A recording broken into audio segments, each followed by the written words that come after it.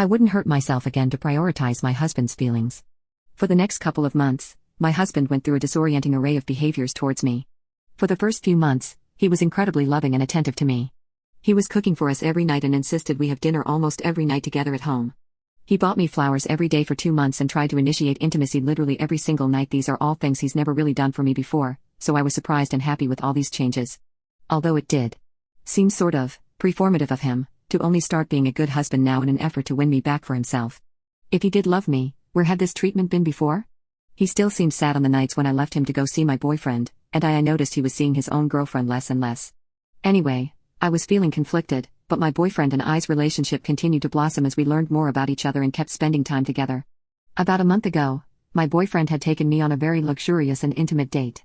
He reserved an entire restaurant for us and then arranged a helicopter ride for us after dinner. It was such a beautiful and romantic night and we had an amazing time together.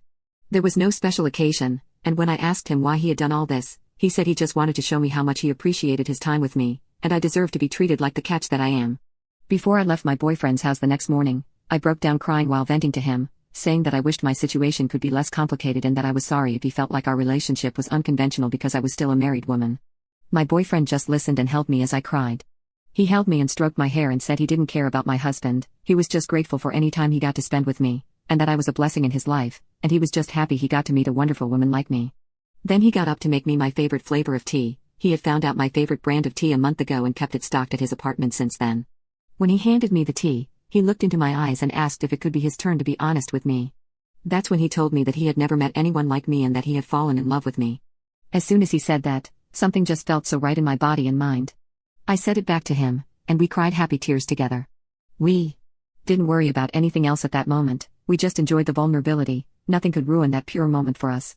Or so I thought, but I still don't regret telling him the truth about my feelings. I do love him, but I wish it hadn't. Tea resulted in the mess that it did. After my boyfriend returned to work after this date, I guess he had started telling some of his coworkers about how well his relationship had been going, and it must have gotten back to my husband. My husband didn't react well, and I almost dropped my phone when he called me the other day from the police station. That's when I found out that my husband had attacked my boyfriend at their place of work. Apparently, he had overheard some people talking about how his boss had been bragging about his partner, and it had sent him over the edge. He sounded like such a jealous child on the phone. He had entered his boss's office in a jealous rage and tried to punch him straight in the face. When my boyfriend deflected, my husband picked up a coffee mug and smashed it across his head.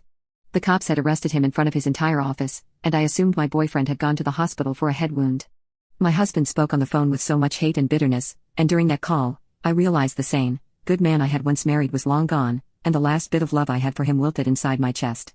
He spoke about himself as if he were a victim instead of an unhinged criminal who had attacked another man for his own ignorant reasons.